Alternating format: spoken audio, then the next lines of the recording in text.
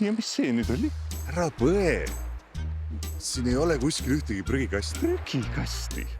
Võta see nüüd välja sealt ja võta teised ka kaasa.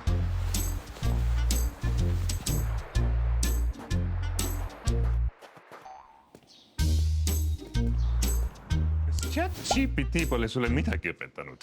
Veip on samasugune väike elektroonika nagu telefon või akupank. Ja veel ohtlik jääde peale selle. Siia käib.